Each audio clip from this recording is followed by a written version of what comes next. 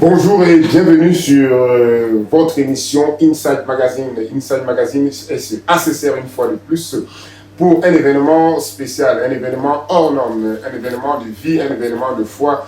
C'est un événement qui s'apprête à débarquer sur le continent berceau de l'humanité en Afrique. C'est un moment précieux pour un grand général de l'armée redoutable de l'Éternel qui s'apprête à fouler non pas le sol, mais le cœur des fils d'Abraham en Christ.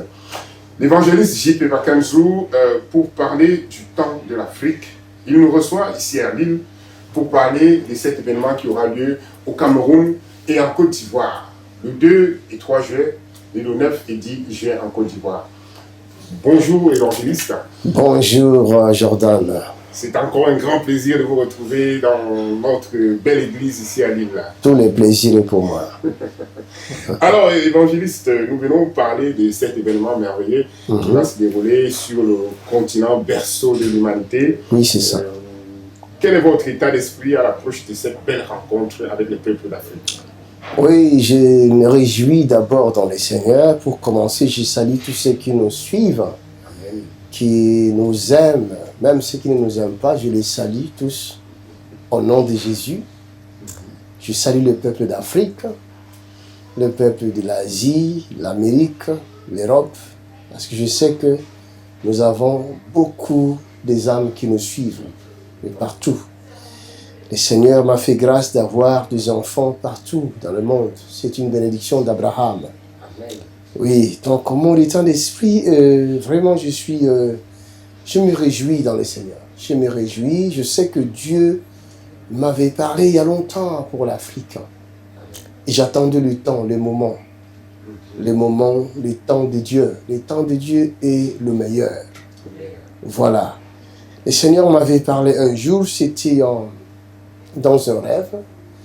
Je voyais un homme de Dieu qui était venu me voir en me posant la question si j'étais prêt. Dans le rêve, et je lui ai dit je suis prêt. Il me reste qu'à m'habiller, donc je n'étais pas encore habillé. Et en me levant pour m'habiller, je me suis réveillé.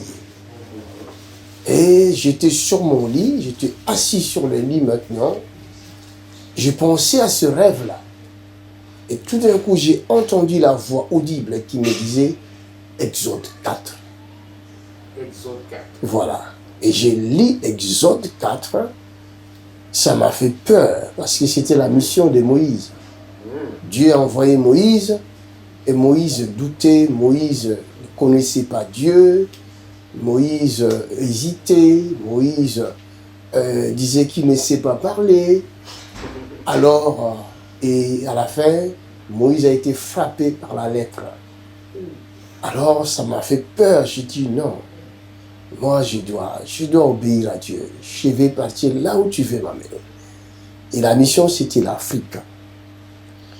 Et l'année dernière, pendant le confinement, donc j'étais dehors, j'étais assis dans mon jardin, puisqu'on était confinés. Donc le seul endroit où je pouvais être, c'était à la maison ou dans mon jardin. Et c'est là où j'ai entendu encore la voix audible. Je ne dormais pas, ce n'était pas une vision. J'ai entendu la voix qui m'a dit Yaoundé. J'ai dit Yaoundé, Yaoundé. Et tout d'un coup, j'ai appelé mon fils, lui qui est camerounais. J'ai dit, mais écoute, Yaoundé, Yaoundé, j'entends Yaoundé.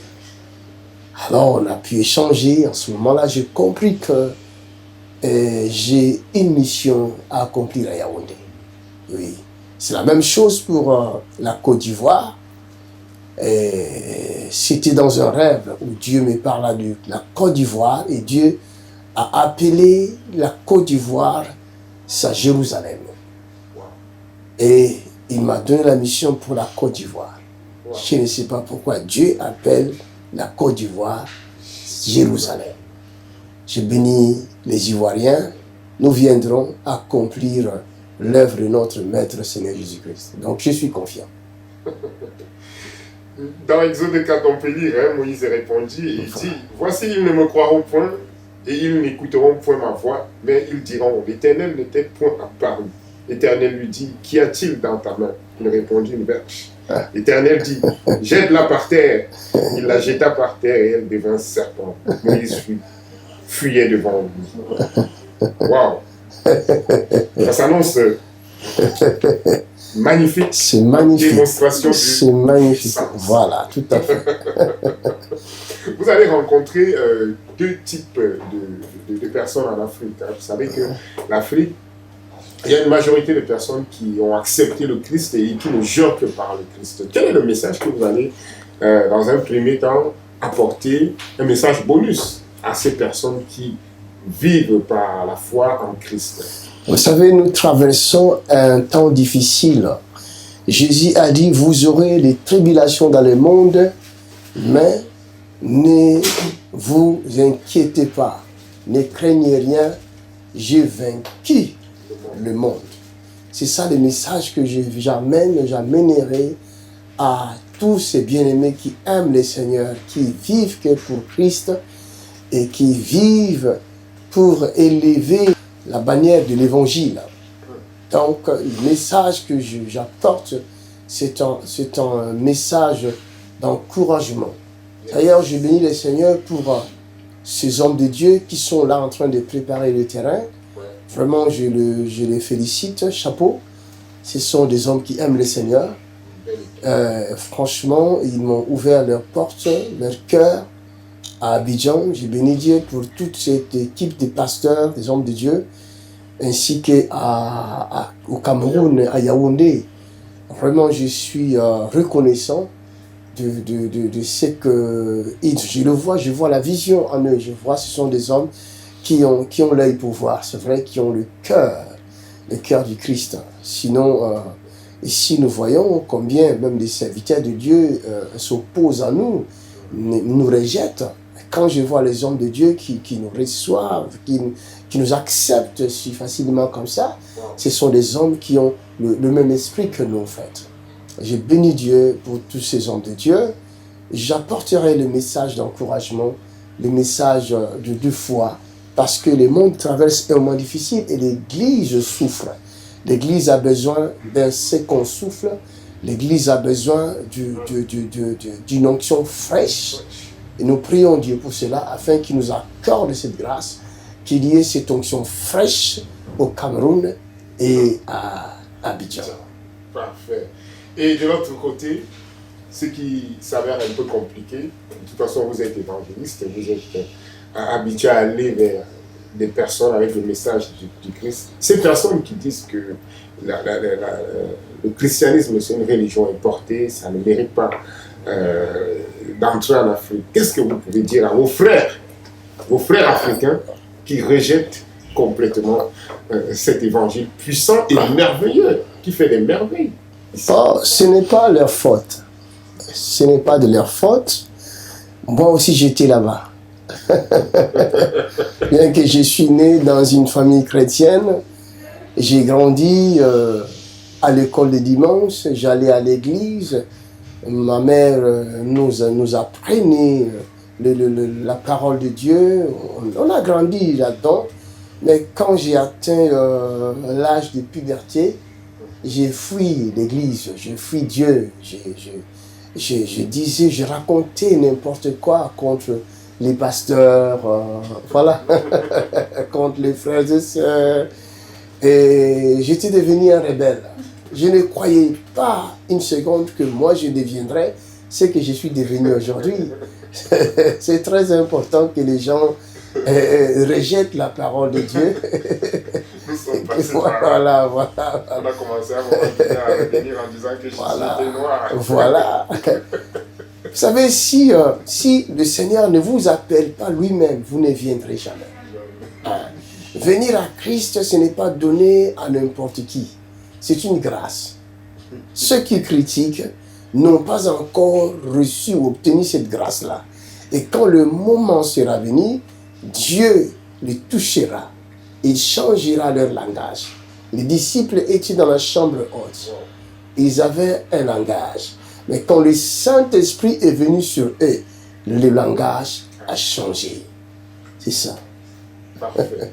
Ils changeront leur langage. Ça, c'est la parole de l'évangéliste. Il s'y connaît bien, c'est son métier. Évangéliste, à part la casquette d'évangéliste, vous êtes aussi un coach de vie. Vous avez 2 jours à Abidjan, 2 jours au Cameroun. Ouais. Comment est-ce que sont structurés ces jours pour les enfants, pour les adultes, pour les jeunes? Vous allez faire comment? Au Cameroun, on a 2 jours seulement. Oui. 2 jours de puissance. Et là, c'est l'évangélisation que nous allons appliquer. C'est l'évangélisation, par la grâce de Dieu, nous allons nous mettre à sauver des vies, à sauver des âmes. Parce que le peuple en a besoin. Le peuple a besoin d'un évangile pur. L'évangile qui sauve. L'évangile qui guérit. L'évangile qui libère. C'est ça la mission que le Seigneur nous a donnée dans Ésaïe 61. L'Esprit du Seigneur l'Éternel est sur moi, car il m'a envoyé. Il m'a pour guérir ceux qui ont le cœur brisé, pour libérer les captifs, rendre libres les opprimés, annoncer la bonne nouvelle aux pauvres, ainsi qu'une année de grâce du Seigneur. Donc, c'est ce que nous allons faire. Nous allons, par la grâce de Dieu, annoncer cette bonne nouvelle à tout ce peuple qui a besoin, qui cherche, qui demande où se trouve ce Dieu. Est-ce que Dieu existe? Pourquoi ma souffrance est-elle continuelle? Quand est-ce que le Seigneur m'exaucera? Nous serons là pour répondre à leurs questions par la grâce de Dieu, par la puissance du Saint-Esprit.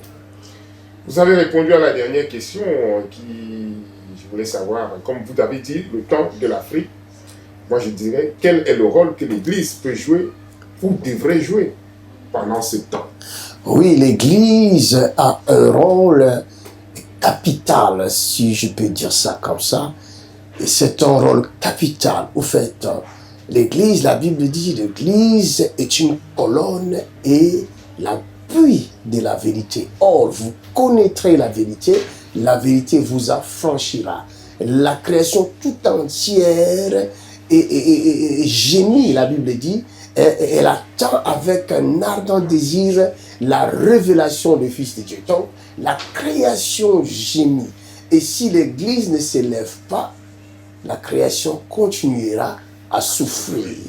L'Église a un rôle capital. L'Église a un rôle de sauveur.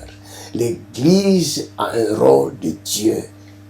Psaume 82, verset 6. Dieu dit, j'avais dit, vous êtes de Dieu. L'Église a un rôle de Dieu. L'Église a un rôle créateur. L'Église a un rôle restaurateur. L'Église a un rôle réparateur.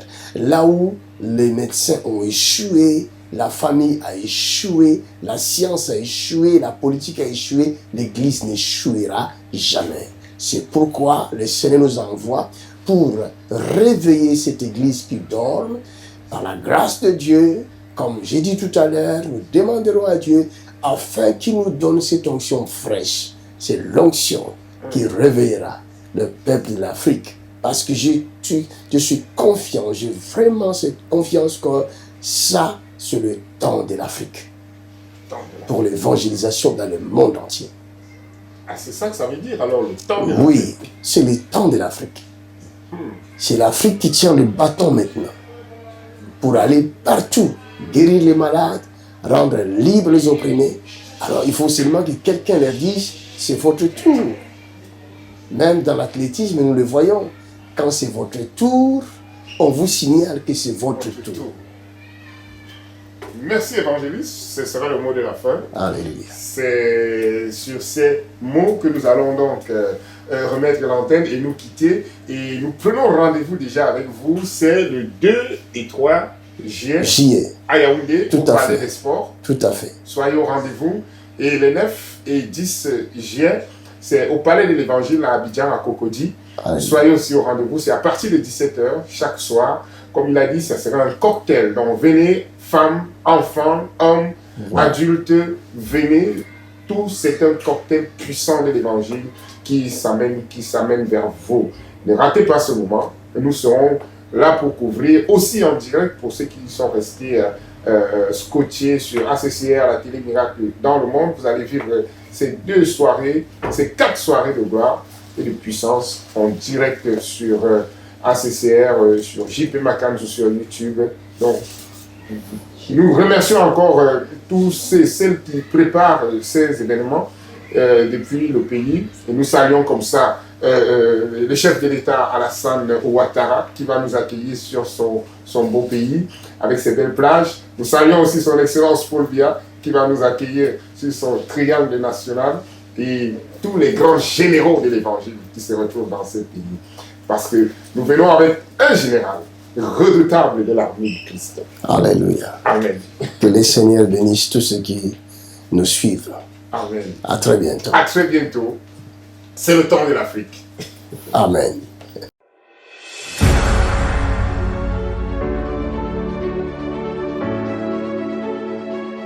Koinonia événementiel et ACCR World Mission en collaboration avec la CEPEC vous présente le temps de l'Afrique. Après Paris, Genève, Montréal, Toronto, Zurich et Lille, peuple du Cameroun, voici pour vous 2 soirées de puissance, de prière, de délivrance et d'enseignement qui se tiendront les vendredis 2 et samedi 3 juillet 2021 au Palais Polyvalent des Sports de Yaoundé dès 17h avec pour orateur principal l'évangéliste JP Makanzu. In the mighty name, la foi appelle à l'existence les choses qui n'existaient pas. Le Dieu d'Abraham n'a pas changé. La Bible dit qu'il est le même hier, aujourd'hui et éternellement. Le temps de l'Afrique, c'est maintenant. Un événement inédit, surtout à ne pas manquer. Infoline 6 75 37 13 36 6 97 96 27 02. 2 jours explosifs de gloire et de puissance. C'est le temps de l'Afrique. Il est l'heure pour le peuple de Dieu de révéler l'Afrique. Grande croisade de puissance, de prière, de délivrance et d'enseignement. Vendredi 9 juillet et samedi 10 juillet à 17h à Abidjan, au palais de l'évangile de Cocody Faya. Avec le serviteur inutile de Jésus, l'évangéliste JP Makanzu. Peuple de Dieu, Afrique, ton heure a sonné.